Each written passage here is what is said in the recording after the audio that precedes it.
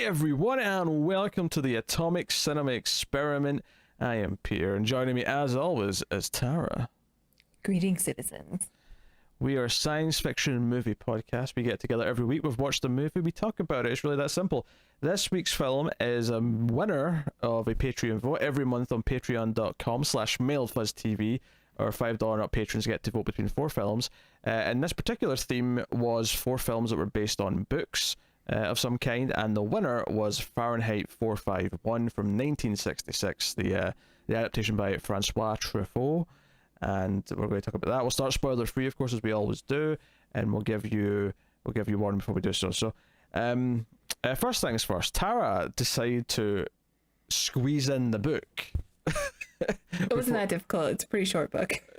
Yeah, but we were supposed to record this like 4 or 5 days ago, and Tara said, "Can we swap 2 recordings because I'm reading the book."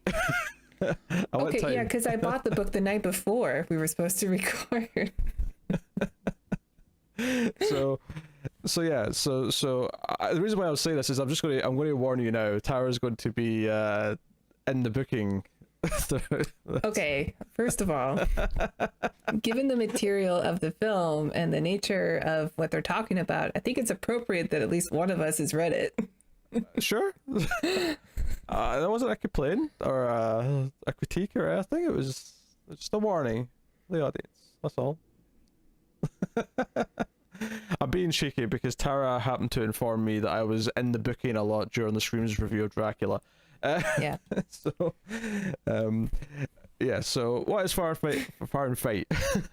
Well, Fahrenheight's the crossover between Fahrenheit and Fight Club coming soon, 2025. But Need it. Fahrenheit 451 is the temperature in which paper burns. Allegedly.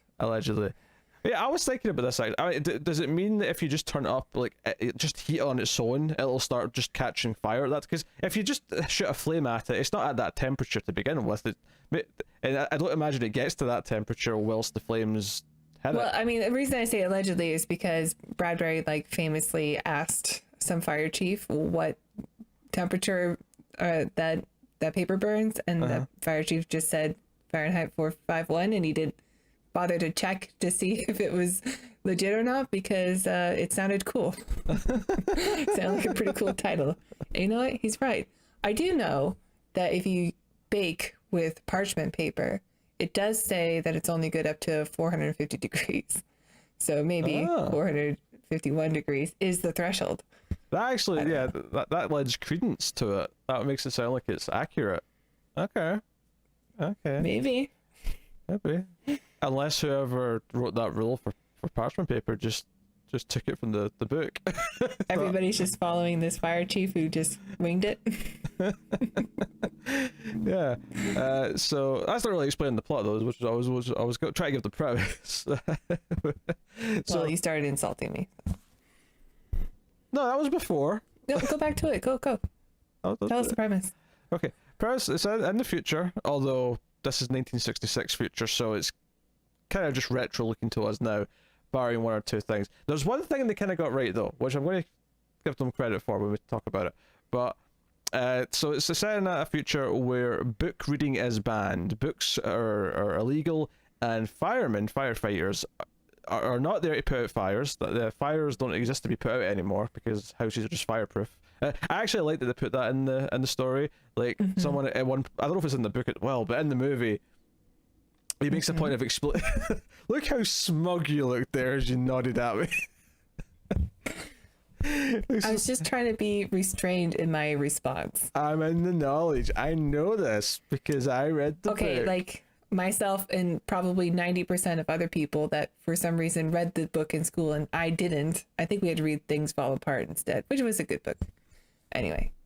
I think some classes read Slaughterhouse-5, but I don't think Fahrenheit 451 was ever like an option at my school. But anyway, so it says dystopian future, books aren't allowed. Firemen are basically called upon when someone is ratted out for hiding books in their house, and they will come round, ransack your house, and burn all the books. And they don't take them anywhere to do it though. They have like a little platform they'll unload, and they'll just burn it in front of everyone. It's like a public showing of like It's almost like in the old days, like a public hanging. It's like a public book burning. Like, here, shame, shame the book readers, shame on them. And that's the premise. But of course, the actual plot of the movie is that our main character, who is a fireman, Montag, although notably called Guy Montag, and I don't know if the name Guy, like I don't know if the word Guy in 1960s was like it is today, where it's sort of used as a sort of general term for a man, or not even just a man. I mean, it's used, you can use it for a group of people that includes everyone. But it almost, if it wasn't, it retroactively works as a kind of like a meta thing, having our main character called Guy in a world where everyone's supposed to not read so they don't become individuals. Our main character's called Guy. See, I don't know if Guy was used in the same way though at the time, so I don't know if that's an intentional thing.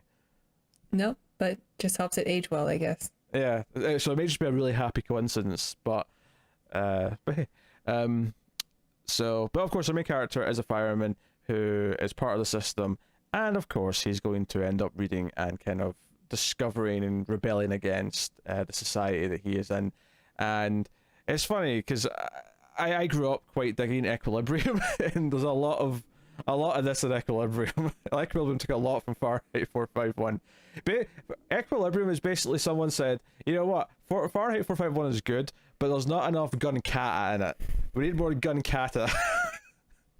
So we're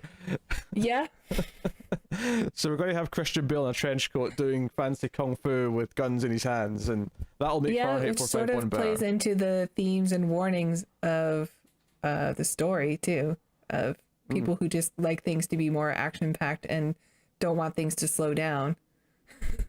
They can only handle Fahrenheit 451 if it's a movie full of action. Well, I think that's what's interesting about this particular story is that there's a lot of other things that are still there that you might not have expected. Like, they still have other forms of media and entertainment. Obviously, it's highly regulated by the looks of it, and it's very, very clearly propaganda-esque and things like that. Although one of the things that I would say about the movie is that while it is kind of like that, it doesn't go too over the top with it either. Like, you know, because part of me was almost expecting like V for Vendetta style, like monologues of like blah blah blah, you know, banish the book readers. I think a lot of things were a bit more limited by maybe the budget of the film. Like, I would have liked to have seen the more dystopian future that was described by Bradbury in the book. Because he does describe a lot more. Like, do you remember that episode of Black Mirror with the dog, the mechanical dog, that police dog that chases after people, and I guess it goes awry or something? I don't know. We don't know what happened. Metalhead. Yeah. That's basically a thing in here too. Like, the whole third act is just Montag is being chased by these mechanical dogs that never never fail, that never miss. Oh, sure. Oh, and yes, that's clearly a budget thing. that's not, right. That's a budget thing. Well, actually, or even the world just in general, the way it's described. Like, let me correct that. I don't know if budget's maybe actually a fair thing to say in this case. That it may actually just be more, it's a 60s thing as opposed to a budget like they thing. Well, maybe they just didn't have the ability to do that, like special effects wise, without it making it look terrible. And another thing is, what was I going to bring up? I don't think François Truffaut is the sort of director who wants something goofy looking in his movie. He's a serious filmmaker. Right. Yeah, and you know, they get some things in there, but another thing that's described is that the walls, like, there's every house now has a parlor room, which is all the entire wall is a TV, and there's like 3 walls in their home in the Montag house. This was actually the thing I was going to, and it's funny that it's not in the book. It's actually scaled down from the book. But bizarrely, the one thing that I think actually this movie predicts perfectly is the TVs, because when he walks into his, when he walks into his house, it's a widescreen TV she's watching, which in 1966 would have, you know, been like, what's this weird rectangle TV? This is weird. Right. But another it looks thing. accurate. Yeah.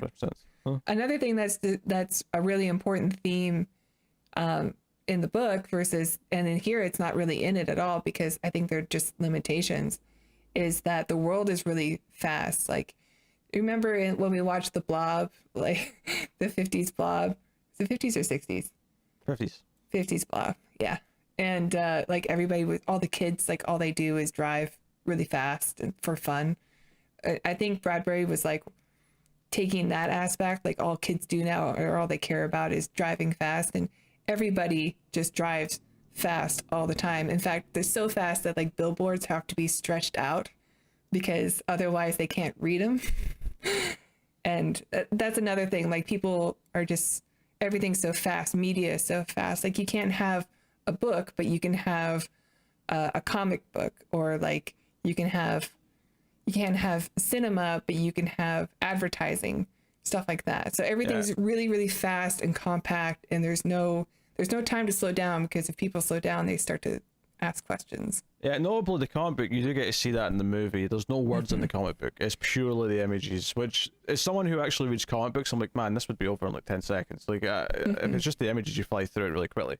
But it's sort of wrap back round to kind of the structure of this show. Tara, how did you feel about Fahrenheit 451? I thought it was okay. I didn't think it was great, but I thought it was all right. There's some interesting decisions. I think it's strange that Julie Christie plays two characters in the film. Like, why couldn't they just get another person? Or the decision behind making two characters the same actress. Yeah, I mean, I think that's at least the thought process behind it. I think at least comes from the idea that one they're almost like they could be the same person, but this one is one who's, you know, fed into and bought into the regime and all the propaganda. The other one is one who operates outside of it and wants to be free, and just how different they are because of that. Although I'm not going to lie, it took me too long to realize that they were both the same actress. Oh, really? I mean, the wigs did make a difference, and the lipstick color. It was, no, because early on when he first meets the neighbour, who's the same actress, it's Julie Christie again, and he says something, and we haven't met his wife yet, but he says something along the lines of, oh, you're just like my wife actually, but with, you know, she's got long hair. And he hadn't seen her wife yet though, so it wasn't even in my head, and it was actually like much later in the film where I sort of realised, wait a minute, those are both Julie Christie. Yeah, I know, because I really like Julie Christie, and we watched a really fun movie with her called Demon Seed. And I like Dr. Zhivago a lot. And so right away I'm like, oh, Julie Christie, there she is. She's playing this character. And then she shows up later again as the wife. I'm like, wait, was that not Julie Christie the first time? Just someone who looks like her? A little trippy. A little bit. Yeah. It's just it's an interesting choice. It could be the symbolism of like, one is just, they could have been the same person. One of them could have the representation of one person with two paths they could take if they wanted to be the status quo, or if they want to be an individual. Or if you forget like her own agency, think about it more from his perspective, like the main character Montag. The idea that he is with his wife, this is the woman he's chosen to marry, this is him part of the regime, and then this other woman who comes along who tempts him out into the free world is the same person, but she's the version of for him that's, you know, this other version of him as well. So I don't know, there's kind of a weird thing there, but I think the movie's good but not great. Is kind of how I'd saw it. There's definitely some things that feel like it is limited by because it never, and obviously one of the things I'm going to say here might sound like, oh, I'm being mean to it because it was made in 1966, but there's other movies that are made in the 60s and 70s that do a better job of feeling like they're in a different world. And I watched this, and outside of one or two very small things, for the most part, it just looks like the British countryside in the 1960s. There's not really much about it that feels remotely It kind of reminds me of like the first Mad Max, where you just kind of have to accept that this is a dystopian future, but it doesn't really look all that different. Like, it doesn't look so bad, except for, you know, the things that they're saying. And I think it is limited a little bit on the more dramatic parts. Maybe there are some people who like have some big epic moments that I don't really feel the connection for, like I'm supposed to, and it could just be because they're limited on how they could film it. I'm not sure. There's definitely an interesting caveat to a main character who, to begin with, is fairly lacking emotion, He's fairly kind of one note, and that's kind of by design, because the whole point is that he gains more emotions and empathy and so on as he goes through his journey. It does raise this kind of weird thing though, where for a good portion of the film, he's very stoic about everything around him. He's very kind of unaffected by things around him, and it does make it. I think it's a challenge for a filmmaker to sort of take that type of character and make it work. It's not something that you can just hand to any sort of director or writer and happen. And it's probably something that does work a little bit better on the page. Definitely, because you get into their mind. You're constantly seeing the it's telling you exactly what's going on in their head the whole time, and that they're struggling, and there's like this spark of something that you can see them, battling inside their head for a while. And in the film, like, you just have to they can sort of show you through emotions and actions, but you are losing a little bit of something by translating it onto film versus being in their mind in the books.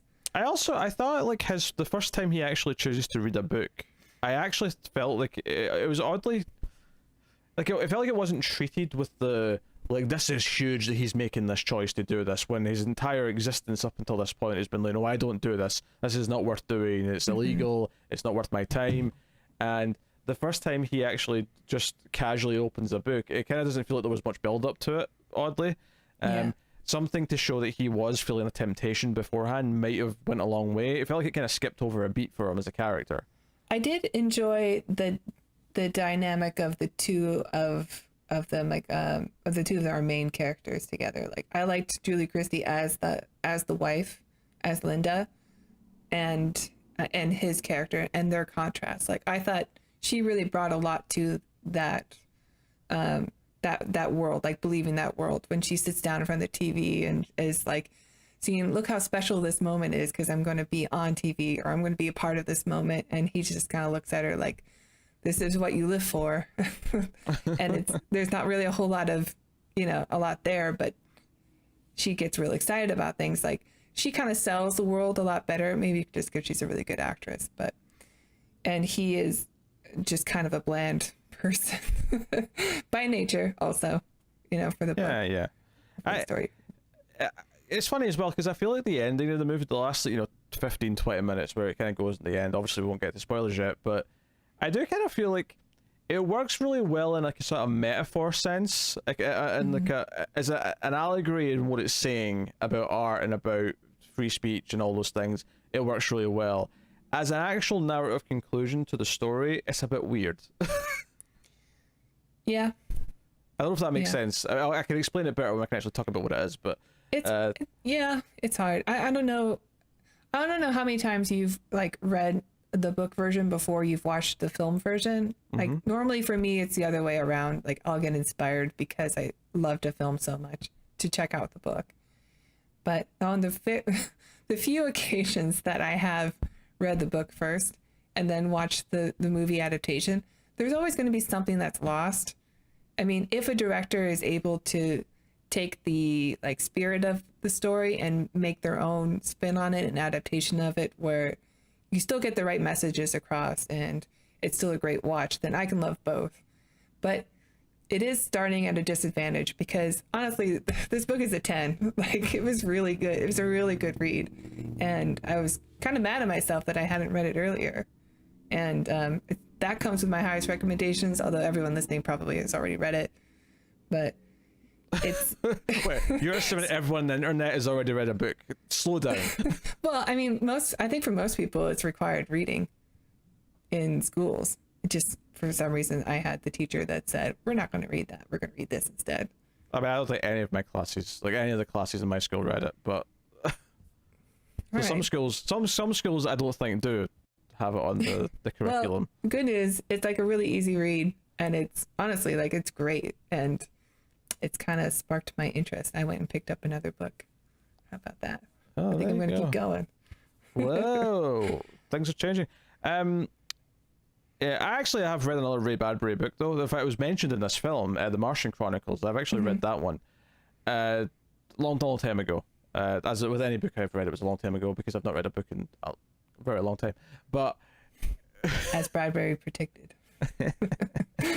Look, that's kind of one of the weird things to me about the story here is that obviously we're saying that the other forms of media that do exist are kind of skewed, and it sounds like the book does a better job of really pointing out how cynical they are and how much more of an advertising or propaganda or how different they are because of the world they're in. Pornography is allowed still.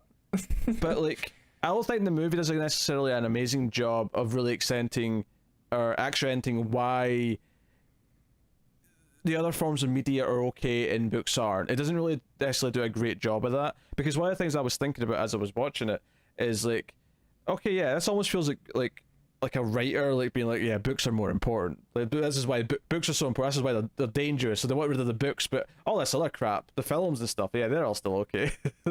No, I think even Bradbury does acknowledge at the end, like this whole thing is about books. Yeah. But at the end, like there is a character that's not in the film that is kind of like a mentor to. Oh yeah, I'm talking. Montague. Oh no, fair enough. It's in the book, but I'm saying in the movie it's not there. Yeah. Okay. But yeah, I mean, it is. You mentioned it sounds like it's written by a writer who's an author, a book author. So he's gonna push this being about books and not about other mediums. Like, but even Bradbury admits like there is room for cinema also, just not all action explodey cinema, not Michael Bay stuff. Sure, yeah, actual, cinema. Yeah. Like actual, auteurs and challenging and thought provoking and all the rest of it. And there's no reason why, because it's funny because we were talking about adaptations, and I've never read The Shining, but it's pretty famously known that Stephen King does not like The Shining movie. And I'm sorry to say this to Mr. King, I really am, but Stanley Kubrick is a better movie director than you are a writer. So I'm sorry, but The Shining's a 10, and I don't care what your book says. So go away. I think the real point is that reading books is hard. Like, even though it's enjoyable, it takes work. Like, if I try to read this at night and I'm laying in bed, even if I'm really enjoying it, I like sleep more, so I'm gonna fall asleep, but that's gonna win. So you have to turn a light on, sit upright, maybe sit in a chair, not a bed, do the things that you have to do to make yourself a little bit uncomfortable in order to challenge yourself, and you can get more out of it that way. But I think this world that they're describing, or they're trying to in this film anyway, is that people are always going to choose the easier option. Like, it's easier to watch the movie version than read the book, and it's easier to maybe listen to a review than watch the movie, or it's it's easier to read the summary on IMDb and not bother with the reviews. And like, there's always an easier way, and maybe you think that that's enough. Like, I got the story, I know the characters, I know the beats, I know what this movie is, I don't need to watch it. But each time you do that, you lose a lot more, and you're not really getting the thing anymore. So, but it is more satisfying. That's what addiction is, right? Like, addiction is just what's the thing that takes the least amount of effort to give me the rush, the dopamine hit, and that's what drugs are. So it's an easy temptation to give into. And I think, like, a lot of people talk about censorship. This is a world of censorship and the dangers of censorship in our future if we just ban things that like promote free thought or promote discord. But it's not as much censorship as it is that this is a world where people sort of volunteered to get rid of the things that were more difficult or more challenging. And it's more of a warning of what happens if we just forget about books because it's more difficult than watching the movie. It's actually not too different from Time Enough at Last, the Twilight Zone episode, of the dangers of just just forgetting about art and the things that I don't know, like, give people individuality and thought. Wait, hold on a second. So you're thinking this movie, the world of this movie, and the book as well, happened because people thought it was hard to read? Yes. I'm saying that it's in here. Like I'll pull it up. I have it here somewhere. I'll find it. Okay, before you tell me what's in the book then, let me tell you what I got from the movie, because the movie did not get that point across to me It at says, all. remember, the firemen are rarely necessary. The public itself stopped reading of its own accord. So people, they just stopped reading. But that's not saying this is why it happened. That's them saying that people, like, they'll basically do a lot of our censorship for us because it's the easy thing to do. That's not why it happened in the first place, though. The censorship itself has a purpose. No? It does, yes. But we, as the public, gave them that ability to do it. Okay, okay. I see what you're saying there, but it didn't happen. It didn't just happen because of that, though. That's not the reason why they're burning books. They're burning books to stop the spread of information, to stop the spread of thinking and ideas. Yeah. Right. Yeah, but I mean, that's point one. The villain here isn't the government. The villain is the status quo. Like we allow the humanity allowed this to happen, and eventually it got to a point where you didn't even realize you were in it so bad. You didn't realize when things exactly got as bad as they did, because it was just something that was gradual. Oh, no, I agree. I agree that is there. I just don't think that is the purpose of the burning of the books. That starts because they want to stop the spread of these things. And yes, it's facilitated because people kind of let it happen. You're saying that the baddie is still Big Brother, is still the government. Not necessarily. They just want people to be not individual. Well, they're definitely a baddie, but I don't necessarily think that defeats the point that everyone is kind of at fault for letting it get to that point. The point I'm making that there still has to be a villain as well. Like, it can't just be humans or like society. The status quo is the villain. That there is also a villain that is benefiting from the status quo. It's hard to tell in the film though, because we don't really see any type of government. We just really see the firemen. Oh sure, yeah. It's just faceless. It's bodiless. I don't even think government's really acknowledged in the film or the book. It's mostly just the firemen and their duties, and the media and how that's like taken over households. Like they even refer to it in the film as their family. Like they're going to watch their cousin on TV, their cousins, their family. Like that's become their entire life. That's their social interaction. It's just the people that they watch on screen. Yeah, but someone has to be benefiting from all this. Yeah, but we don't know. We don't see. We assume so. Yeah, we don't have to see them, but someone is. Like the people that are advertising are benefiting from it. Presumably, so someone is benefiting. Like it can't just be we're all doing this just because it's the way it is. Like I don't know. That doesn't make any sense. And if it's trying to get that point across to me, the movie doesn't do it. Like this is it isn't there. I don't think. Yeah, I don't think it's supposed to be there.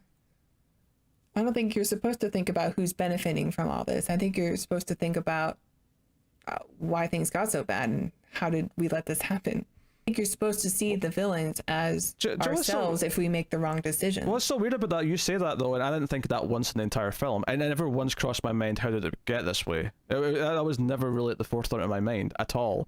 Like I accepted the world for what it is and what the story is. They talk about like, firemen used to put out fires and not start them, and like, oh, that's just an old wives' tale. Oh, they do.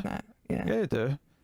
But there's not really anything else to actually imply how things got this way. There's not really any like hints or teases to it. I think it's more just if you put yourself in the mind of the time it was written, and like post, World War II, where the Nazis did go out and burn books, and probably more people did, I'm not sure, but like that is just a common thing that's seen, and we can just assume like, oh, this is maybe like a fascist government, but we don't really know exactly what it is because we can't see it. Like we don't actually see the hand at play here.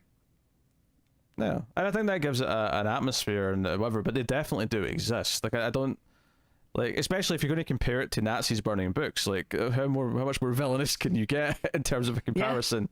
Yeah. You know. And our guy, I mean, he's Austrian, but he sounds and he looks like a German. Or even the outfits they wear, they've even got this little salute. That's not it's not that salute, but it's not a million miles away from something that you might see like an officer like that do. So it looks a little bit like the Mirror Universe.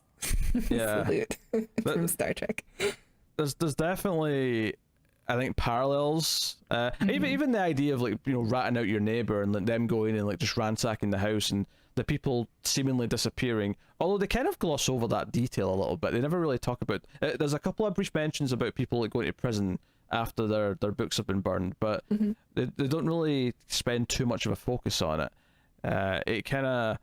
And I think that is very purposeful. I think it's meant to tie into the idea of like our main character's own ignorance as to what the rest of the system is. Like, he fills his part of it, and he goes to the houses, he burns the books, he knows this is illegal. Yeah. I don't necessarily get the impression that he actually knows that much about where the people go next. It's almost to the point where there could be something very sinister happening to them that we're just not seeing. It's an interesting idea, especially since, well, I can't really say this because it's spoilers, but especially one of the ideas that introduces later, it kind of draws a comparison between two things, and if there's that comparison, then it kind of implies something very dark about other things. So I'll talk about that when we get to spoilers, particularly for the ending. Should we just go into the spoilers then? We probably should. I mean, I think I mentioned the look of it and kind of the feeling, how it just kind of feels like it's in the 60s countryside.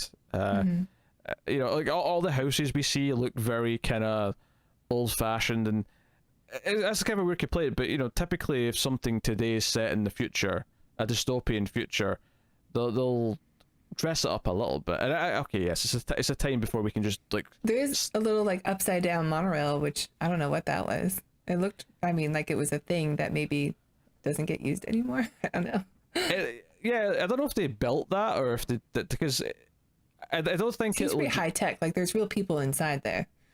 Yeah, but when they're inside it, that's not them actually on the thing that's moving, because all of it is actually... No, you can see the screen behind them moving, but from the outside looking into it, like there's people moving around. Yeah, rear screen, or not even rear screen projection, it was superimposed. Everyone was superimposed into the background when they're actually writing. Yeah, the background definitely does not line up at all. Yeah.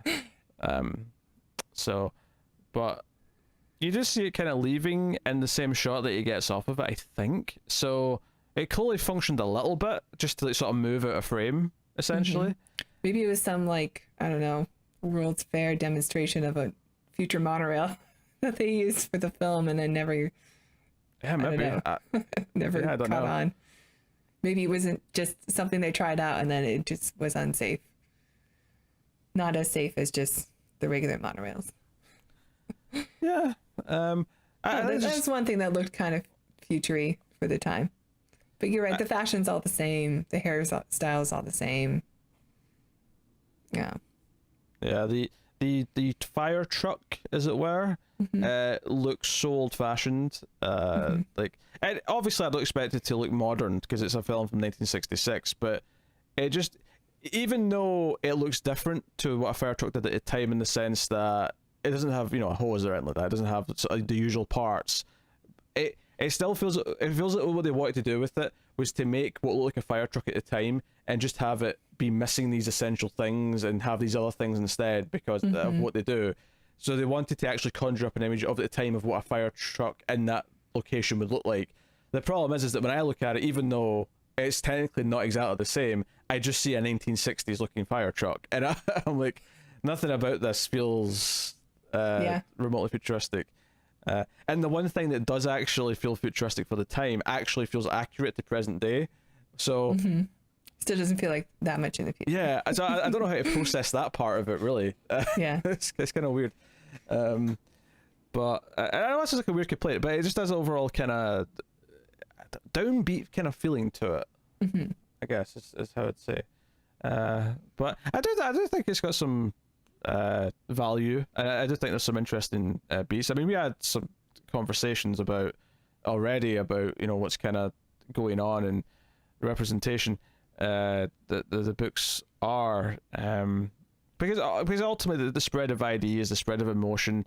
Because I mentioned Equilibrium at the start about how it's a lot of that, and Equilibrium took the idea of sucking the emotion out of everyone literally by actually having everyone take a drug that suppresses all emotions, which was in Alphaville.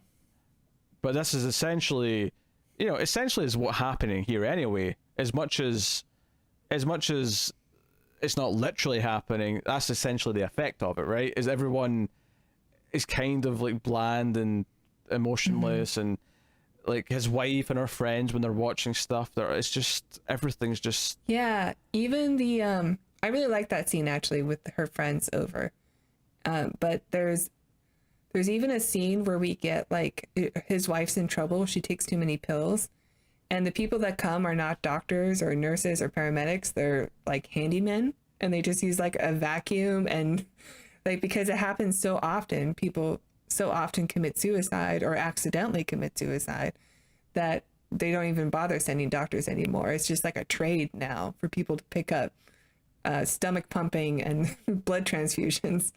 They do like multiple a night. That's an interesting way to paint the world, the future. That people are just so like, even suicide is not, it's just so common because their lives are meaningless that, they don't even use doctors, they send like a plumber.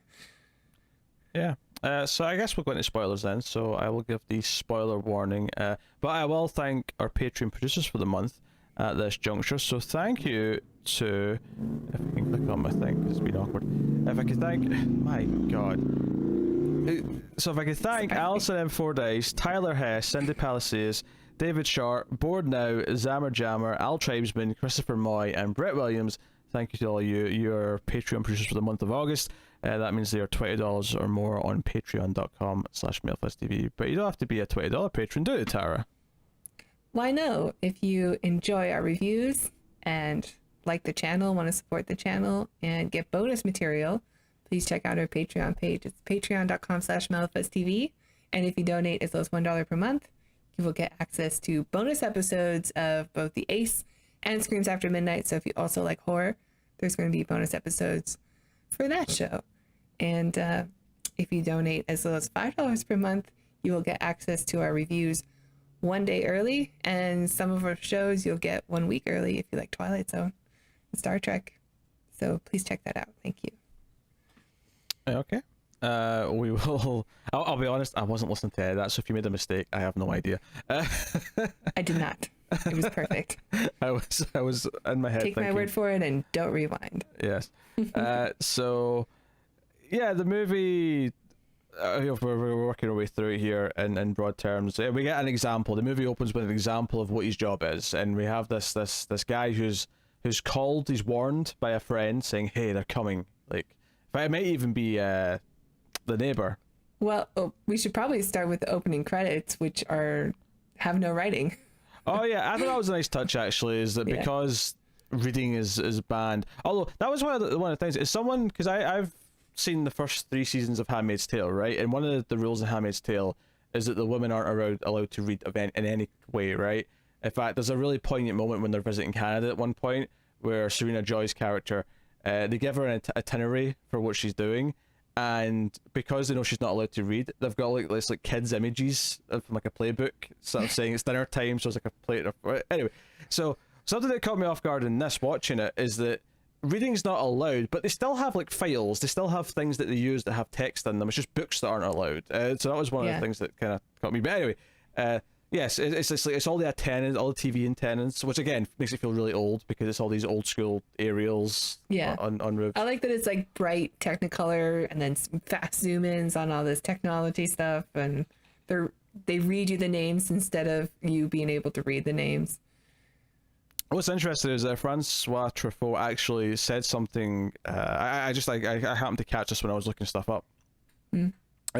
He credited the film not being a massive success or financial success when it came out because Alphaville had just come out like the year before, and because of a French film. Well, he is French, so maybe he would think that. Yeah, So I, I definitely like this more than Alphaville though, because I really didn't like the Alphaville. So Maybe it's like a Doctor Strangelove and failsafe situation. Fahrenheit We gets already my saw vote. the spoof version of, or the comedy version of it. We don't want to see the drama now. Although both are like 10 out of 10 films. They're both great. Oh yeah, if, you're talking about Failsafe and Doctor Strangelove.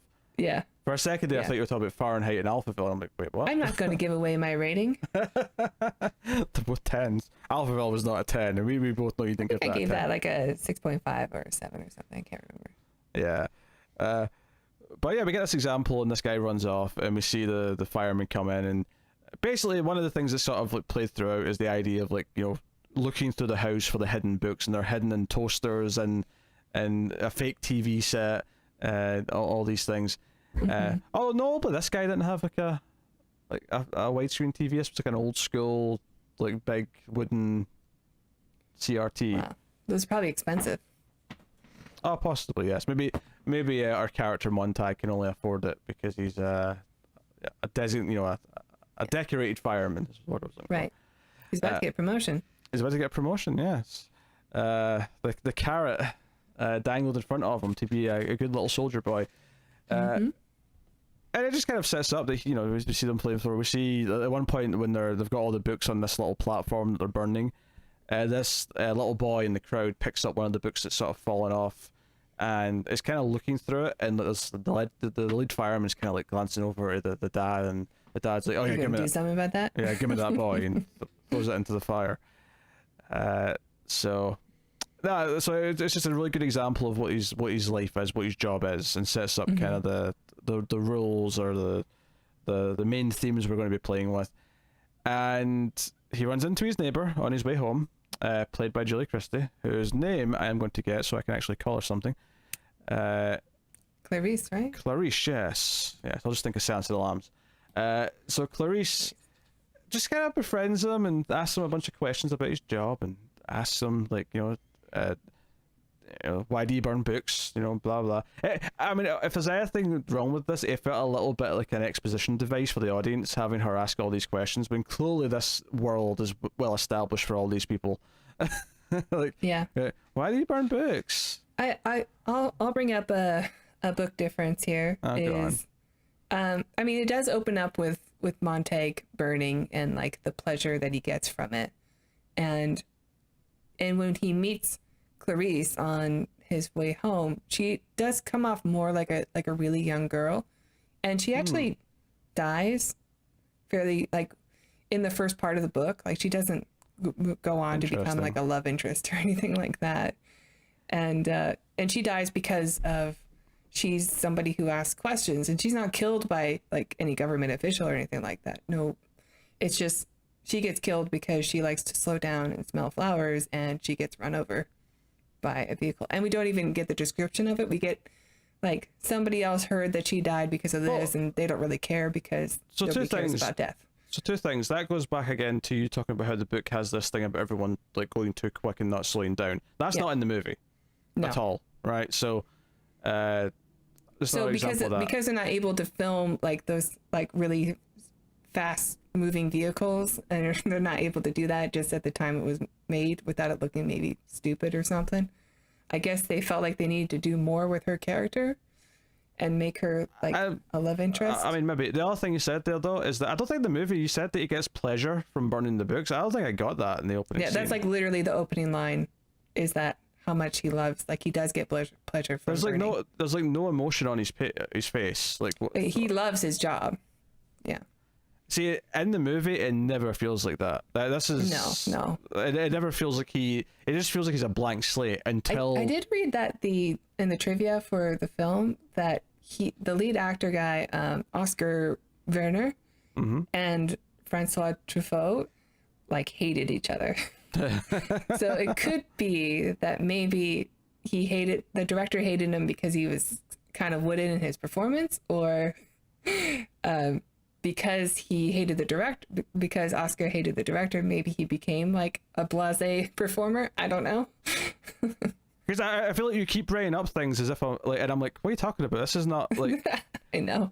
That's the thing when I read it right before I watched the film, so. But you're referencing things as if I'm supposed to know that this is something that's implied in the movie, and it isn't. Like, at least when I sit in the Dracula review, just to bring up my flawless record, if I'm going to say in the book and then tell a difference, that's I what did learn today that you've read 2 books at least. Oh, there you go. I know you've read The Martian Chronicle. But there's multiple times here where you've talked about a theme, and then it's not until after, like, I don't know, a good 30 seconds Well, I'm of sure talking that's about what the director was hoping would be in there too. It's just not coming across because of the script or. Well, no, I disagree with that. I don't. You say the director hoping for it. I don't think the director's trying to get this fast moving thing in here. I don't think there's any attempt at that. Well, no, not that. I mean, just that Montag really likes his job, like he does. At least in the beginning, before he starts to question things, because of his interactions with Clarice. Even because after the burning, he talks with his superior, and he's talking about how this other old guy's retiring, so there's maybe a promotion in it for you, Montag. Like, even when he finds out about the promotion and he tells his wife about the promotion, it feels odd. Like, he's happy because he knows he's supposed to be happy, not because he actually is that excited about the prospect of climbing the ladder at the fire station. It feels very. Actually, the one futuristic thing they have, bizarrely, is that they go up the fire pole. Yep, that's in the book too.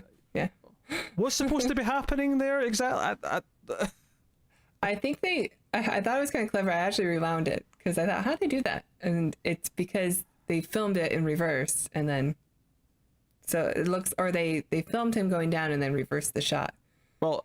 But they do it really cleverly, so you can hear the voices of them turning and talking to each other, but you don't actually see their lips move. Well, so actually, no, that's not true. That's not true. You're forgetting a scene later on in the movie where he goes up the pole, he gets off the pole, and the shot keeps going as he talks to multiple people before it eventually ends. And you see him like above the hole, like coming up the pole. You don't see him like from the bottom go all, like it doesn't track all the way up. Well, obviously not. No. Yeah. But they still have to do that part in reverse. You can't slide them up the pole.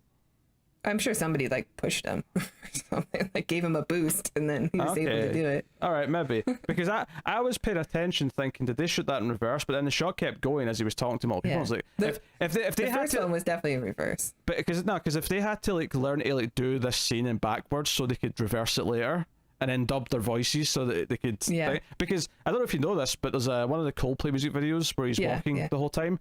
He had to learn the song backwards so they could reverse it later. Yeah, it's a really cool video. Yeah, it's a cool video, but like he had to learn to sing the entire thing backwards so that they could shoot it that way, which is really neat. So I was thinking, but did they just learn how to do this like 30-second bit backwards? Say everything backwards. It's like a 3-second bit. the one that they do in reverse, like definitely in reverse. In reverse, sure, yeah. Yeah. Well, yeah, presumably anytime it's at the bottom of the pole then and they're landing, or they're not landing, they're taking off. They're going up, yeah. Yeah. But obviously when they shot it, they were landing. You know why I'm saying that? Yeah. Typically that's but you're what right, you do. like above on the second story, like he pops out of the hole and then goes and has a regular scene. Yes. It doesn't cut to another shot for quite some time, so you're probably right. They probably just pushed them up, but it looked impressive for what, because I don't imagine the body language being quite right if he's pushed up. So whatever way they found to push him up so that it looked a big trampoline. That'd be fun. No, I don't think that would work. I'd have to watch it again to really, because I only watched it once, obviously. So I'd have to go back and like analyze the scene and talk about his body language and why it doesn't make sense that it would be bouncing up the way. It feels like it just smoothly slides up, as if they did it in reverse, except the fact that he steps off and talks to people. I'm glad they were able to impress you. I mean, yeah, it's not a huge one, right?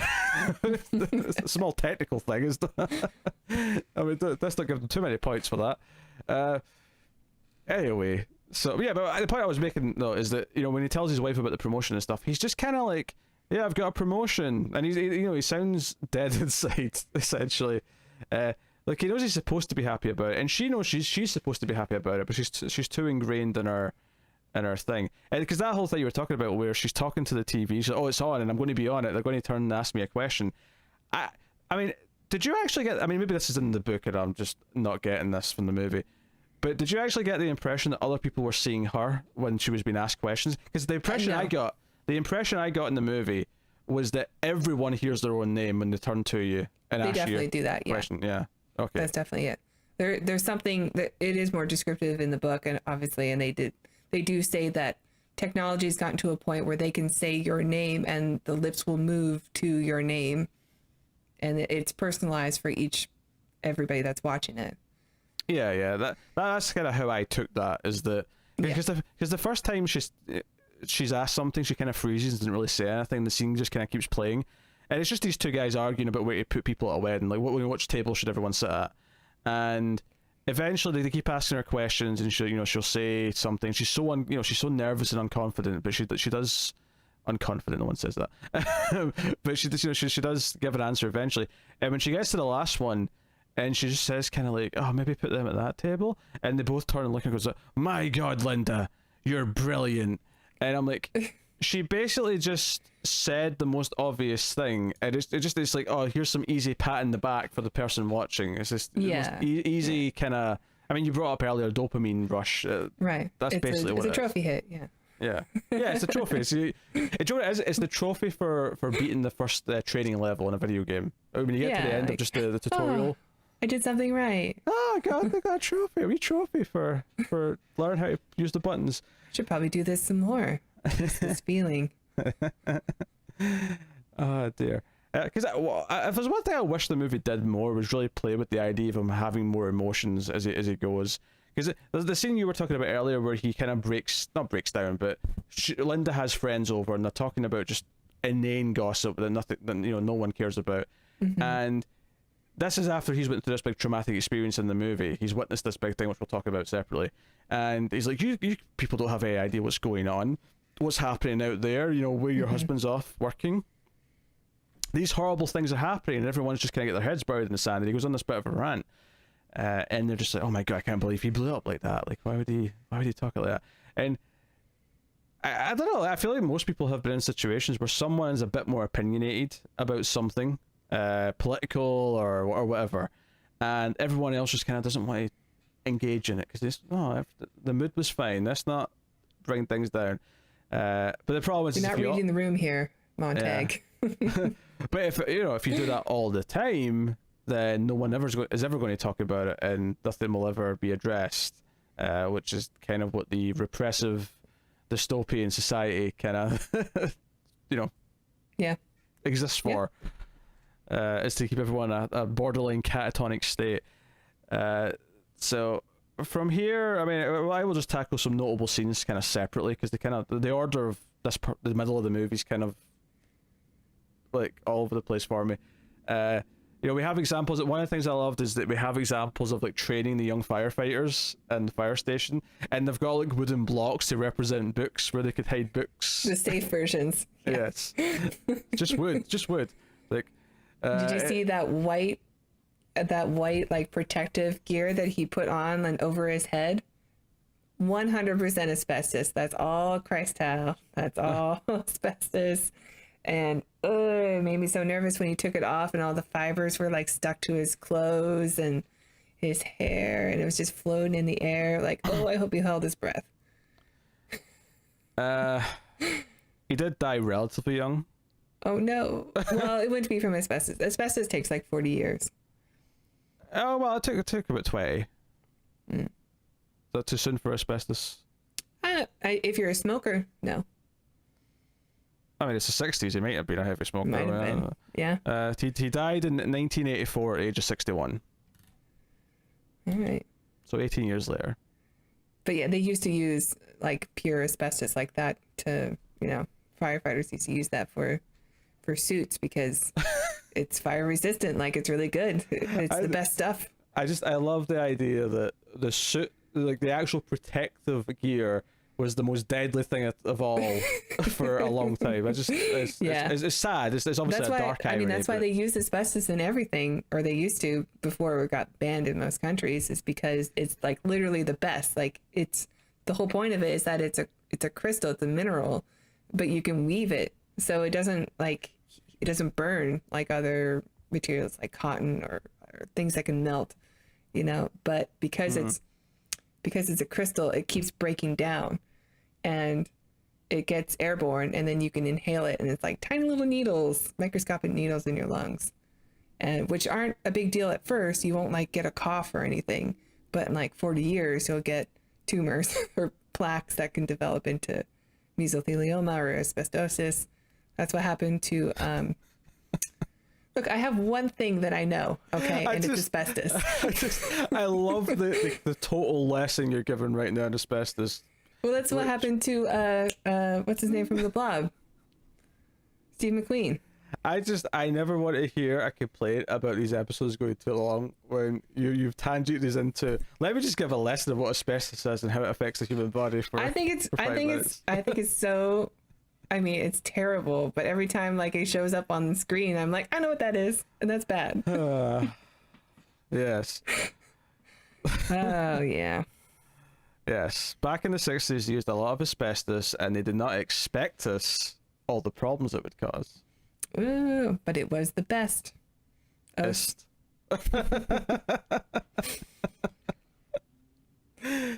All right. So yes, we had the trading stuff and whatnot.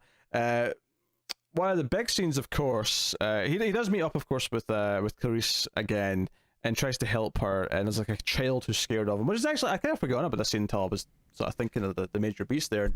I think it's kind of important, the idea of a kid scared of him, like a kid before they've had all the emotion beat out of them, whether they're more like, because when you're a kid, you're more heightened, you're more ready to like cry and laugh and all those things.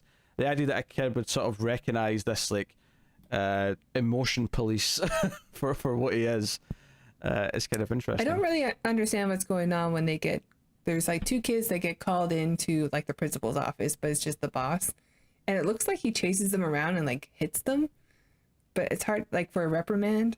Oh yeah, it almost feels like almost like slapstick comedy behind the glass. You just don't get to see it properly. Yeah, it's a very interesting I was talking scene, about but I don't really know what's going on. Yeah, I was talking about the little girl, by the way, in the school that Clarice takes him to. Not the like what, early 20 something, like, or late teen students they've got in the fire station. Yeah. Anyway, that was the point I was getting at. So I think that's maybe one of the things that kind of hits at him, but I think at this point he's already read a book. He's already read one, I think, by this point. In fact, one of the things that I hit on there, I was talking about how he's kind of the emotion police. There is a lot of things that I'm kind of like, the world feels kind of small in that, presumably we have these fire stations in every town, right? And the entire city, country, maybe in the world, but definitely the country has these all over the place. So you just kind of assume that every town's a carbon copy, that's fine. But yeah, what is the police system like? Is there hospitals? Is there, like, I mean, we talked about how we don't really get a sense of what the government's like or what the regime's like, but we don't even get a sense of like any of these other facets of society. It really does just feel like the only people that exist in any form are the firemen. Yeah. And that's kind of... I don't know. There's also... Sorry, go ahead. I was going to say it's interesting because it creates this weird kind of surreal feeling to it, which does two things. On the one hand, you can complain that it feels kind of lacking and it's not really thought out the rest of the world. On the other hand, though, you can say, well, no, what it does is it makes it feel like it's less that it's supposed to feel like a real world and more like just almost like a fever dream of just a world that obviously wouldn't function if you actually stop and break it all down, because there's just too many things missing from it. Yeah. Well, the firemen seem to have a lot of power anyway. Like, they don't really get in trouble when a woman dies by being burned to death. And in the movie, like when Montague is on the run, like, it's just the media that calls out all the people to come outside and look for him. True. Yeah. They just, I guess maybe everything is like a local militia is what they do. They just band everybody together. Yeah. They have a call to arms for the citizens and be like, do your civic duty and, bring this guy to justice. But maybe it's still the firemen who are looking for him. Maybe they have a bit of a police role. I know, like in the book, like I mentioned before, they do have the dogs, but that's not in the film. So yeah, I don't know. I mean, maybe the movie's implying that there are no things, at least on a regular basis, like murder or theft. Maybe one of the upsides to this society is that there is no like desire to do these things because of the lack of emotions. People don't have emotions, so there's no rage or passion or. Yeah, so I mean, maybe there's something there to be said to that. And there's also the pills that she takes. Like the pills they're not really prescription; they're just like numbers on them. Like she takes gold 8, or she also has red number 2 and blue 1. Like she has all these different types of pills. But if people do get emotions, maybe that's something that. But to rewind for a second though, and go back to the, okay, there's no robot dogs, so you've got all these other things. I do think it's kind of a critique of the film, though, that, okay, we're kind of getting to these ideas they're talking about, and we're kind of getting to this idea of, like, okay, maybe this is what it's implying about them not actually doing it. I don't think the movie could do a better job of actually getting some of these ideas across, like, on screen. Like, the idea that, oh, maybe there isn't any crimes, and that's why there's almost no need for a regular police force. Why it can just be everyone chips in when something does happen where someone is needed to be caught. And since there are some people sneakily reading books, then presumably those people are still susceptible to maybe committing other crimes at some point. We do get the, that's true. We do get the shot at the very end where Montague is being chased, and started jumping to it, instead of is him this being the stupid jetpacks? You're right. Yes. The jetpacks. We get jetpacks who are searching for him. I don't know if those are firemen or not. And we get a helicopter that shoots down a person that they say is Montague, but isn't, in order to keep the status quo. Oh yeah, you're really jumping ahead with that. You're bringing a whole other can of worms in with that. But I'm saying, like, is that, we don't know if that's firemen. We do see men in helicopters who have the ability to shoot down somebody. The jetpack people did look like firemen. We do need to explain what you just said there, though, because that was a pretty big thing to just drop on them randomly. Okay, well, we're in the spoiler section, so I just thought I'd bring it up.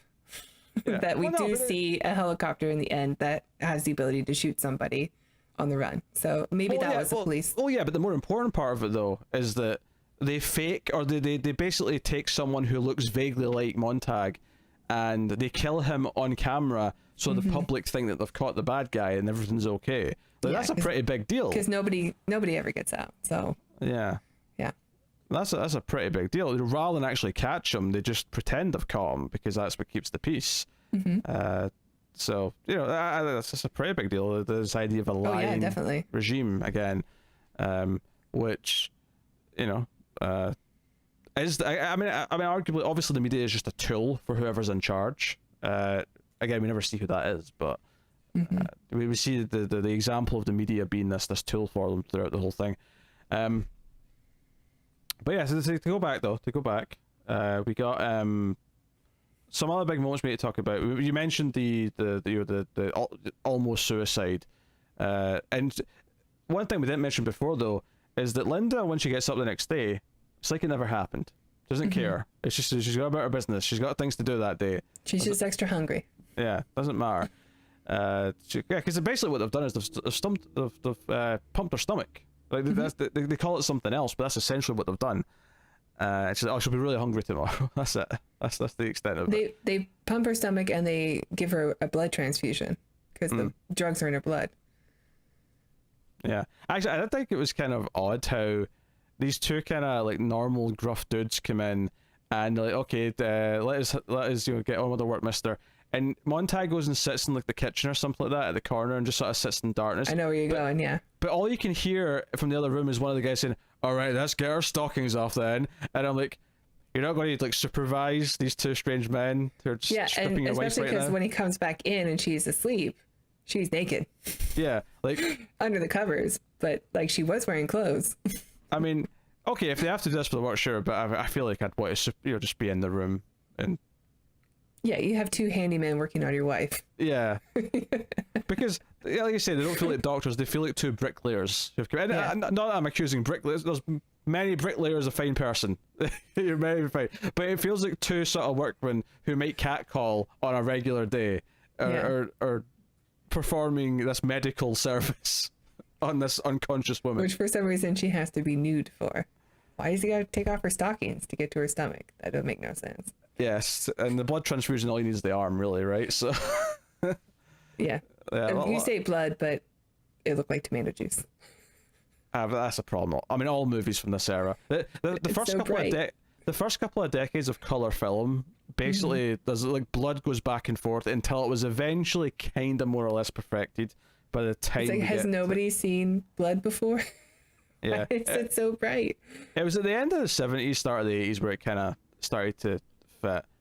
Obviously, it didn't fit in everything at once. Because one of the ones that really sticks out to me, and this is I think when other films were starting to do it right, but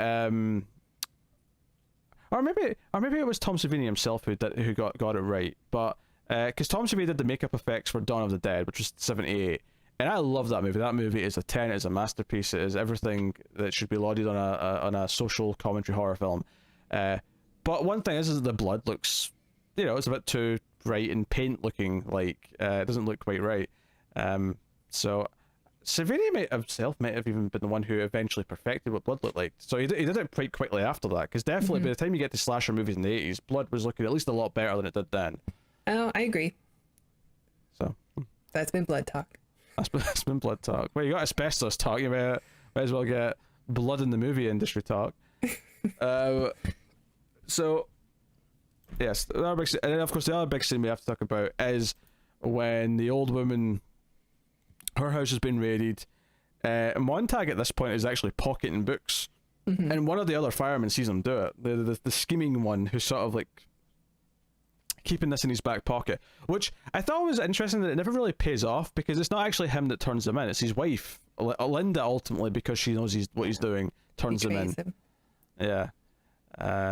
But this has quite a dark ending, this whole section, because this scene ends, the woman who's there, because she has a secret library, and I do think there's some really interesting touches, because he's the lead fireman is like naming a lot of the books as he's given this monologue about why books are awful, and fiction stories are bad for this reason, biographies are full of hubris, and all these things.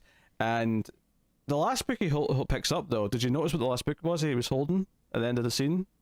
Was it Mein Kampf? It was Mein Kampf. I think that's a really interesting thing to sort of put in the list of, like, this also exists in here. It's not just the good books. There's this really bad book in here too that which I think the scene's really good, because not only do we get more of the fireman, I can't remember his name, Beatty, I think, Beatty, the chief, the chief guy, for the fireman. He seems to be an expert on the books. Like, everyone he picks up, he like knows the author and what it's about and why it's banned, because it created discord and that made people unhappy, so they banned it, and that's why it's illegal to own, because books now make you insane. Yeah, I got the impression the reason why he knew all these authors is because he's older. He's actually, like, he grew up in a time where they weren't banned. Like, the ban came. I think it's more because he tells Montag, like, he says every fireman gets tempted to see what's inside the books, and we all do it. And I think Beatty has allowed himself to do it, but never sees them more as than like vehicles for insanity. Whereas Montag is starting to look into them and seeing the people who wrote the books and seeing, actually these are things that should be saved and not burned. But Beatty reads them and says, these need to be burned because now I'm upset and now I'm not happy after reading that. Because this philosopher told me that this was right, and now this philosopher is telling me that all that is wrong, and I don't know what to think anymore. And so that makes people insane, and he's looking at it in a biased view of this world that he grew up in. Like, and that's what I got from it anyway. And it's also a warning to Montag, like, look, I know you've been tempted, and maybe I've seen or somebody's told me that you've been pocketing books, but just know that every fireman goes through it, but they all end up burning the books because they lead to insanity. It's kind of like a warning, like, make sure you bring that book back that you stole. I never quite got the impression, and again, I didn't read the book, I'm going purely on the scene in the movie. I never got the impression that he'd read every book he was like picking up and like talking about. It was more from like just general knowledge because he grew up in a time going along with the fact that there's some houses that still exist that aren't fireproof implies to me that this era of the books being illegal and that the houses being fireproof is relatively like like maybe 4 decades or something like that. Maybe 5 decades. That's probably right. Yeah, actually. Yeah, and Beatty, who's an older man, he was in his like late 60s or whatever, like grew up in a school system that did talk about these books and these authors. So I got this more from he is a product of the time before, so his hatred of what these caused, like he has first-hand knowledge of it and he remembers it all. He's like he's when it started, he was like the age of Jojo Rabbit. Let's go burn some books. Yeah. Yeah. So I kind of took his character as like he was someone who like really bought into the propaganda of this movement that led to the book burning, and he's devout from that time, and he wasn't happy with society. He was the ultra right wing, we have to burn all the books kind of guy. So because even the idea, and obviously Clarice knew this when she asked the question. Really, she's clearly trying to tempt Montag into joining the not the dark side, but like the free side. She says like why do you burn books, and she mentions that her house isn't fireproof and whatnot. Like isn't it true that firemen used to put out fires? It does feel like, okay, so this is a woman in her late 30s or whatever, so this gives us a bit of a timeline. Whereas if Beatty's in his 60s and he maybe remembers a world before books were banned, then that gives us a kind of a window to where it maybe happened, where we're at a point now where the middle-aged people never had the remember, but they also just kind of gave into that society. No, the middle-aged people were born after, so the middle-aged people don't remember it at all. Oh, okay. You mean like the fire chief age and up? Yeah, I wouldn't call him middle-aged anymore. He's an old man. Yeah. Okay. Well, Julie Christie, when she's playing the neighbor girl, I think she says in the film that she's like 22 or something. Oh, is she even younger? She doesn't look 22, but no, she's got that like smoking stain on her teeth, and plus we see her also as another character, and she's probably 30 or like late 20s. Oh, you know what? Credit to her. She was only 26 when the movie came out. Well, she smoked a lot. I love how we just like, she didn't look that young. Like, she's 26. Fair enough. She looked good in Demon Seed. Yeah, well, she was. I mean, I assume she was like 40 in that, but she was probably only. Well, she was getting close to 40. Yeah, that was like 78. So yeah, she was getting close to 40. Yeah. Because she was born in 1940. So. And she gets very naked in that movie. She does. Yes, multiple times. It's a really good film. This is a pre-Bush era cinema. Yes. Although that said, this is like a British movie directed by a Frenchman, so I'm not really sure if those rules apply in the same way. The Hays Code? My other expert. Oh yes, the Hays Code. Tara knows the Hays Code. She knows asbestos, and she now knows Fahrenheit 451, the book. 3 things. Yeah, it's been a really big week. Yeah. So. No, but anyway, the scene I was trying to build up to, we ended up talking about the secret library for like ages, is the woman decides, because they basically pour what's I think supposed to be like gasoline or something all over the books that are in the main foyer of this Kerosene. house. Yeah. And they're like saying, no, you have to come out, we're going to burn everything, and the woman decides to be a martyr instead and lights a match herself and sets it on fire. Obviously, the effect of her standing surrounded by fire is a little bit off because it's the 60s, but it's a pretty dark scene though when you really think about it, and you think about what he's witnessing here, and that she's willing to kind of die with this. It's really notable. I think. And I mean, I read it in the trivia, but I didn't quite catch it. One of the books that they show is like Joan of Arc, who also burned for her, I don't want to say sins, but for what she believed in. Was a bit of a martyr herself.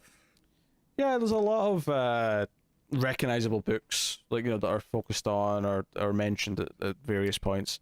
It is a really dark scene. I didn't feel like I got the emotional impact that I was hoping for from it. No. And that might have been just the fault of the film in general. Like, just a lot of the scenes kind of felt No, that way. I agree. I think this is the one that's the most telling, though, because I feel like I get why it isn't being emotional up until this point. If it's really going with the idea that he doesn't really feel much emotion, but this moment though should be the one that kind of breaks through. And I hate to bring up Equilibrium and sort of say, hey, here's a moment that Equilibrium does this quite well. And now I want to make this very clear. I have not seen Equilibrium since I was in my teens. It might be a complete mess and not hold up. Yeah, I can't remember. But I think the only time I watched it was I think I was a little bit inebriated, and so I was like, you should watch this movie. And then like I remember it was okay, but I don't remember it being great. Sure, yeah. I maybe we should do like Equilibrium soonish.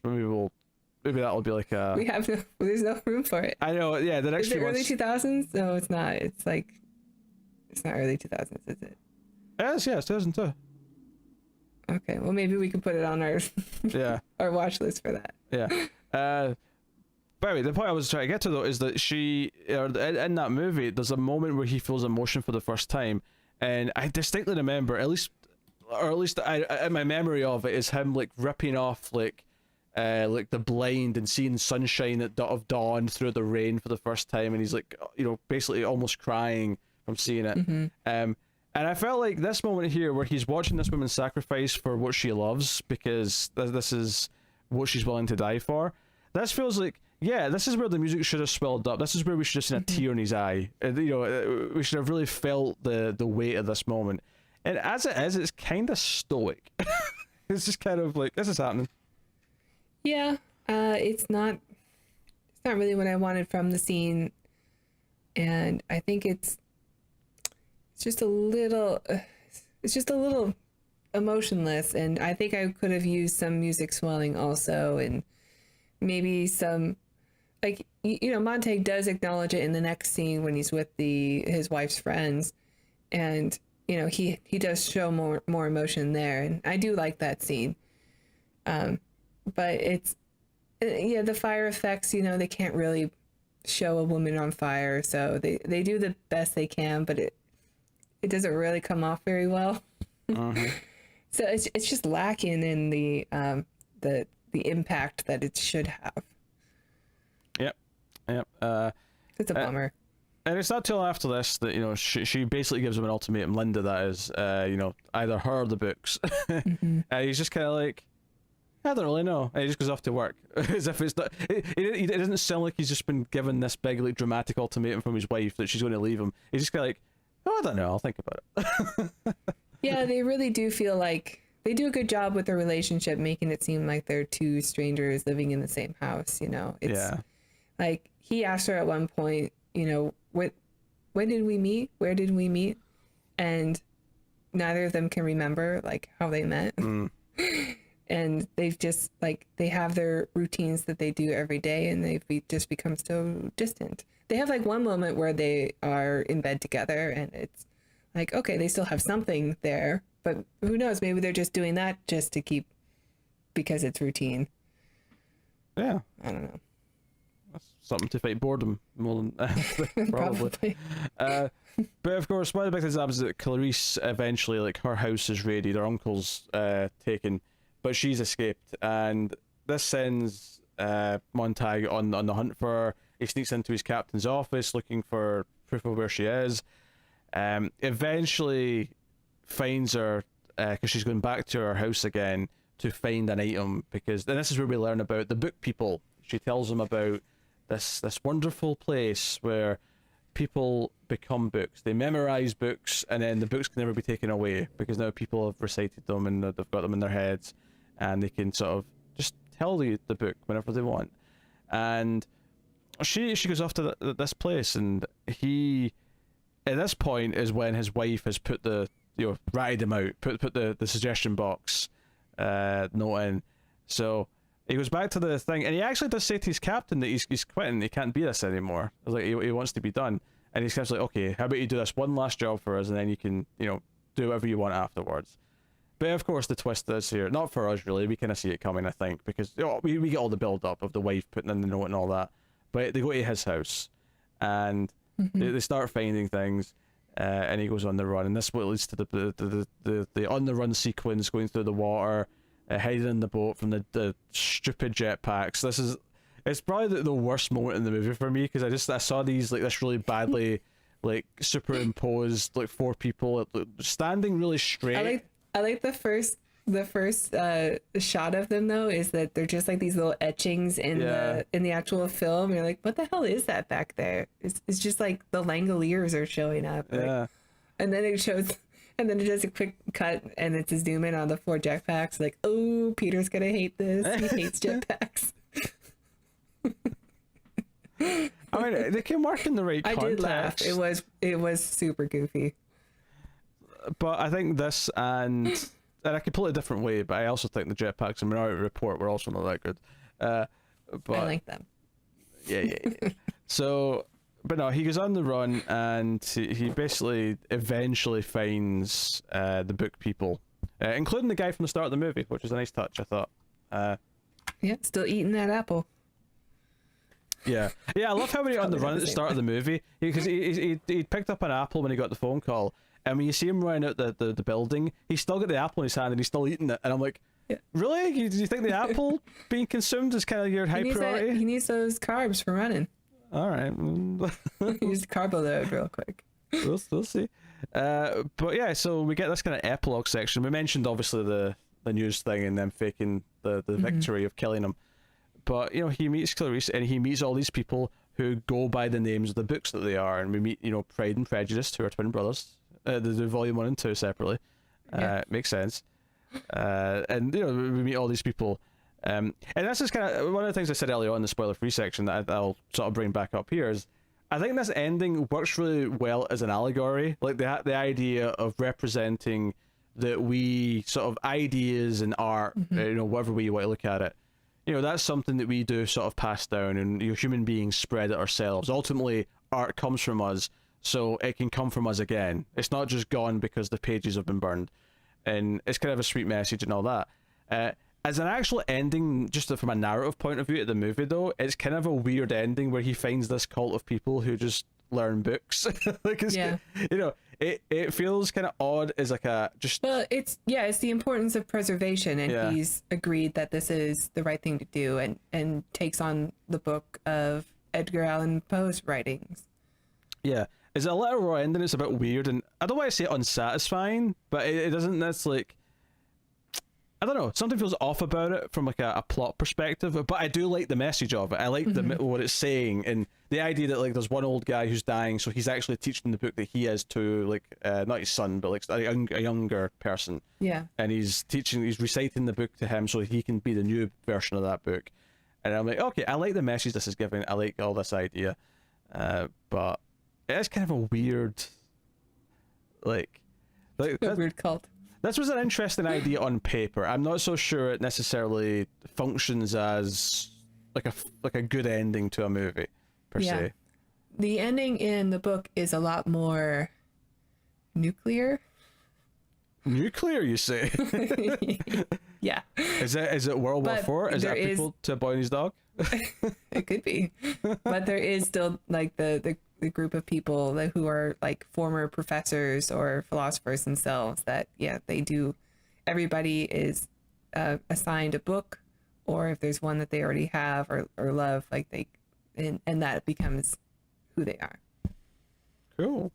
All right. As a way of preservation and following the law, which I guess doesn't matter at this point or in the book, because the nuclear thing that happens. Okay. It's actually the book is, regardless of what my rating is for the film, I'm telling you, the book's a 10. Like, all right, I'll read it. I was not expecting one of the differences to be. Oh, by the way, the book ended with a nuke going off. I did not expect that. Yeah, and that's how we get like. I don't want to spoil anymore, but yeah, it's good. Okay. Really, really good. Is there build up to why those nukes been set off? Like, is that like a running theme in the movie? In the movie? Oh, sorry, the movie. Sorry, the book. I mean the book. Is Yeah, that people just kind of mention casually that there's a war that would be starting soon, and like one of the wives is like talks about how her husband's in the war, but nobody ever dies that way, so it's not a big deal. Or like they've already had other, like there's been 2 like world wars since in the past like 6 years or something, but nobody acknowledges it because where they are, they still have food, all the food they want, and they still have all the entertainment they want, and it's being hidden from them, so they don't really care. Their lives haven't changed at all. That's actually something that feels like it's dated a little bit, in the sense that, a lot of people look at Vietnam as this thing where that was the first time a war was televised and we could see the images in the way that we could, and it made the public have an opinion on it in a way that wasn't just, oh, let's support the country. It was very much, oh, there's an anti, Vietnam War like sentiment. There's a big uprising against it. Yeah, but that's how you get John Rambo. So you have to be careful. I think it's interesting that, a decade, well, I mean, the book was written in the 50s, so 2 decades even. Well, no, actually, because Vietnam started. Anyway, the point I'm making is, like, it's kind of almost like Ray Bradbury was actually doing a really good job of looking ahead and sort of seeing this idea that right now, like, wars could be hidden. Like, back when it was just the wireless and people were listening on the radio, like, it could be so, like, massaged for the listening audience, where once you've got images, unless you're just like not showing them, like once you're seeing these things, and because there's competition between news networks and stuff, typically they always do get out there, and for other reasons too. I mean, cynically, violence equals ratings, but yep. But I do think it's kind of a poignant idea that the movie just briefly, like, because in that scene with the wives, there's a mention of where the husband is, and that's it. That is all you get, I think, related to that whole movie, at least as far as I noticed. That scene is pretty much taken exactly from from the lines of the book too, and I think maybe that's why that's in there and it's not in anything else, just because that scene is very faithful to it. But yeah, it's really not mentioned anywhere. Maybe the newscaster like brings it up, but I don't passingly, really remember. Yeah, maybe. Like, yeah, it just in like a headline, but then goes into something else so quickly that nobody really notices, including us. Yeah. But if it's there, I'm not sure.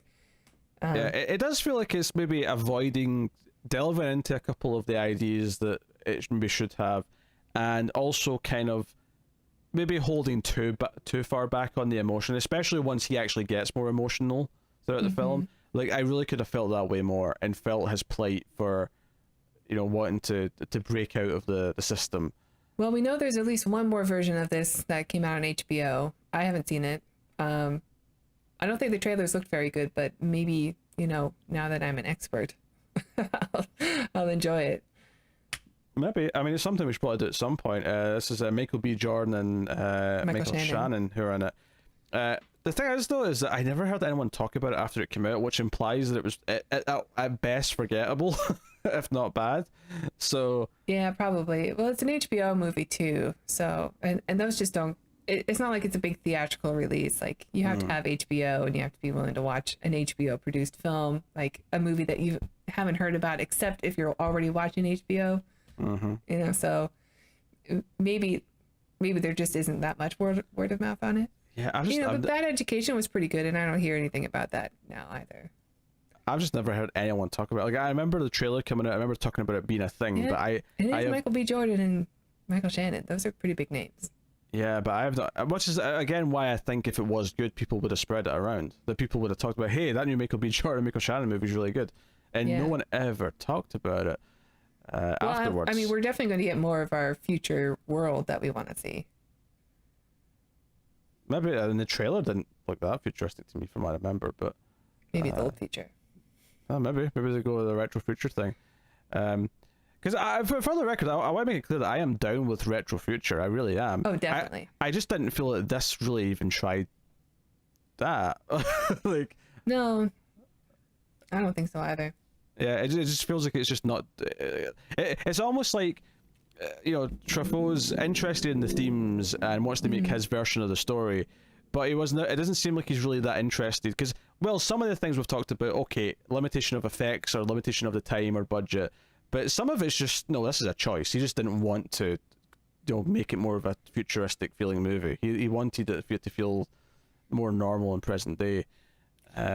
Yeah, I mean, even Ed Wood had a film that ended in a nuclear explosion. Like, you could do it, Truffaut. You tampered in God's domain.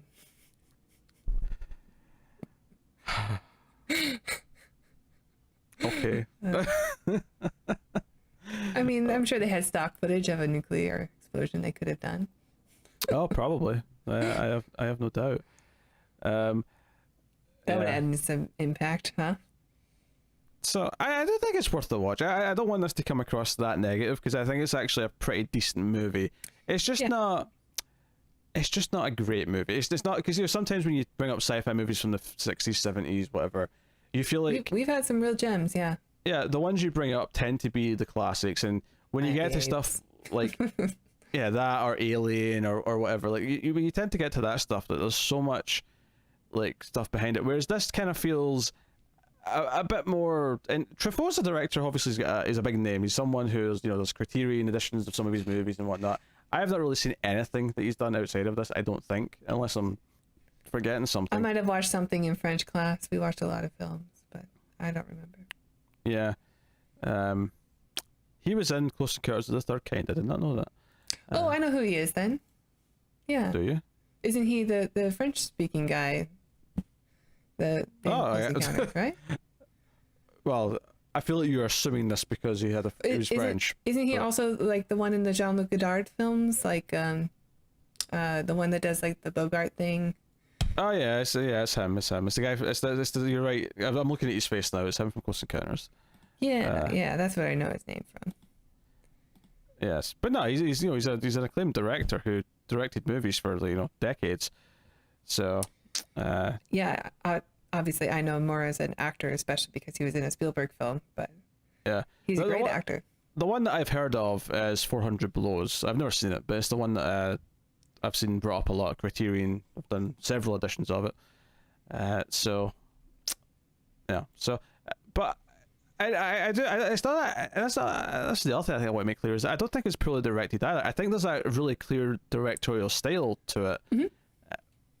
It just feels like it's not ashamed of its science fiction sort of origin, but like the director clearly just wants to make it more into his film in a way that doesn't necessarily benefit all the themes that it's playing with. Right. I guess would be how I'd say it. So yeah. I guess that's what. I guess we'll rate the movie. Is what we're at now. How would you rate the film?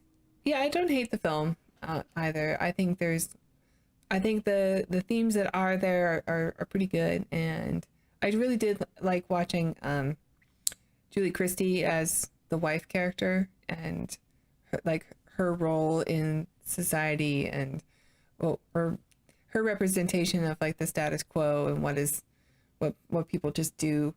I thought she was good in it, and I do still genuinely like the film. I just don't think it's the best version of what it could have been even at the time it was made. And I did read the book, and the book is like truly incredible. So there's a lot that I wish that I could have seen on film from here.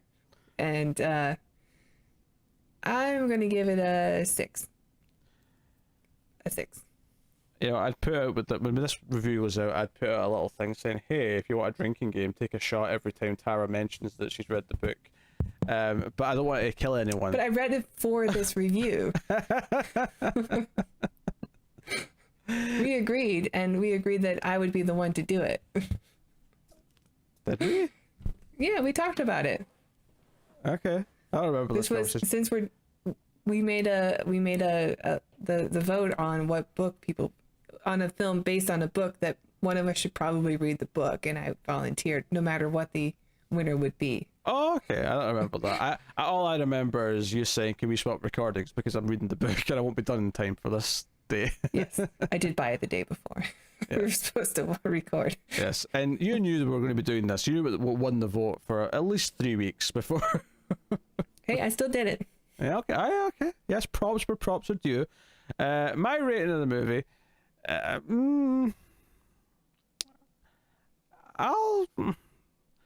I'll go a nudge higher, I think, and go with a 6.5. I think it's, it's got a lot of merit, and I do think that there's, stuff there is a little bit slow at times. I think definitely in the middle, I think you can feel it sagging a little bit.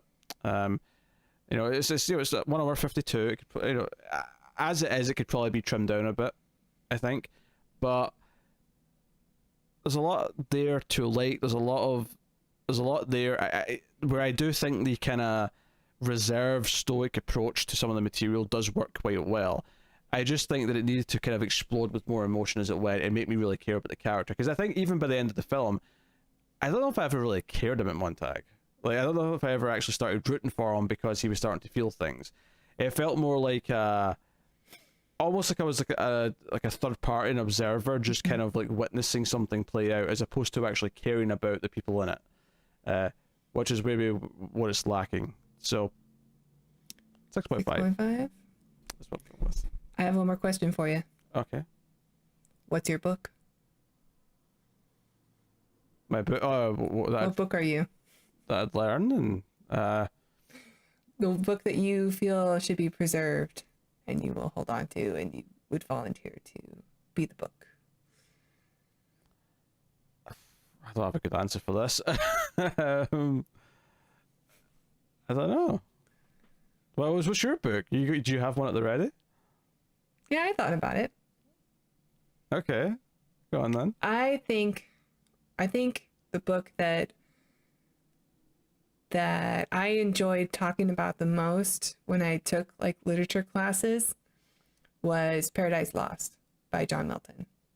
And it's kind of a cliche response because everybody loves Milton, and like I'm sure I wouldn't be the first one to volunteer for it, but I truly love that book. That book moved me, but only because I took it in a class where, I had a teacher who, even though it's written in English, I still needed help. It is all poetry, so it takes a lot of effort and critical thinking to see what's going on in it. But I really did love that experience, and that would be the book I think I would preserve, even though I'm not a religious person, and it's a very religious book. Interesting. I don't know, 1001 movies to see before you die. I think that's my Bradbury would be so sad. So disappointed. Look, film's my first medium of choice, okay? So not Dracula? I mean, I do love Dracula. And it may be my favourite book, honestly, if I think about it. It's not something I've given a lot of thought to. Well, we know it's not The Shining. Well, I've not actually read The Shining, to be fair. But I've tried reading multiple Stephen King books and read like a chapter or two, and you know what? I'm good. They're fine, but I'm good. And usually the beginning of the books are like the only part that gets it, like, I get into. Which is why I shouldn't. Even though read it takes anymore. a lot, like, because it's all like it. Half the book is just establishing characters, and then nothing happens until like the second half, for what I've read anyway. Except for his shorter stories, like Shawshank Redemption. It's like 50 pages. Super easy to read. So there you go. That's Fahrenheit 451. If you've made it this far, I'll be honest. When I was watching this, I thought, maybe this will be a shorter one. This will only be an hour. This is over an hour 40 now. Tara, the word. If you made it this far in the review, that's the bit I'm at here. If you made it this far in the review, then put the word. Why not just tell us what book you are? Oh, very fancy. Okay, fine, go with that. Tell us what book you are. Yes, tell us what book you are if you made it this far in the review. What was that? What was that head bob? Well, because I got sidelined with this question that I had not prepared for, and now all the commenters can be hit with the same thing. Yeah. All right, Tara needs to pose for the thumbnail, so here we go. 3, 2, 1.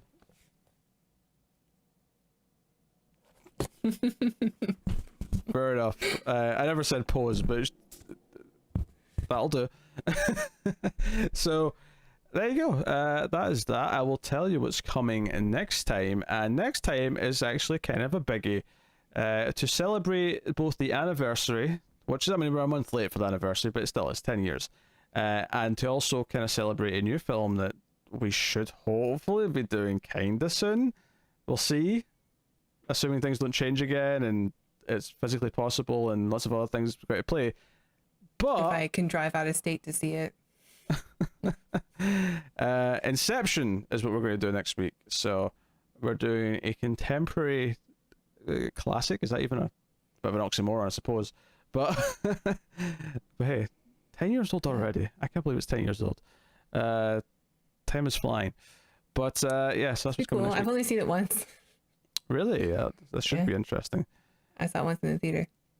Well, we're going to watch Inception. We'll talk about that next week. So this should be a big episode. So yeah, I'm looking forward to it. It's gonna be a lot of Nolan gushing. I make no promises one way or the other. I don't know how many times I'm going to bring up Dunkirk, but it'll be plenty. Probably more times than you brought up reading the book this week. How dare you? I implore people to check out that Dracula review. I have a book. I am king of the woods. I have a book.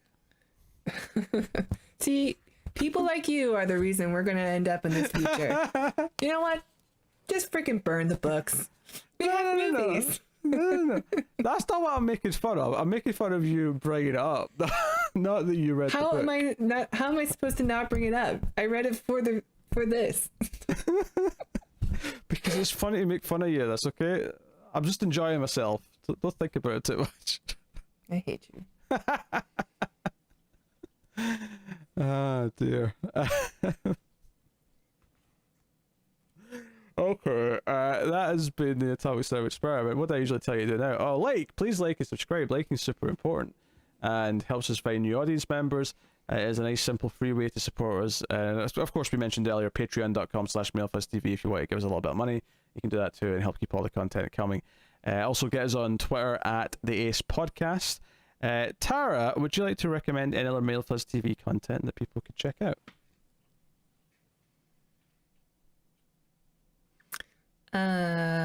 Check out Screams After Midnight. I don't think I ever promote that. I talk about it during the Patreon, but what Screams After Midnight is the kind of the like sister show to the Ace. It's where Peter sits with Tim and talks about horror movies, and they tend to all be very good horror movies. So check that out. Yeah. All horror movies are great, right? Never any bad horror films. Yeah. I guess we'll wrap it up here then. So this has been the Atomic Cinema Experiment. Thank you once again for watching or listening. We always appreciate it. Keep watching Science Fiction Guys and Computer at Salsa. Burn, baby, burn. Disco Inferno.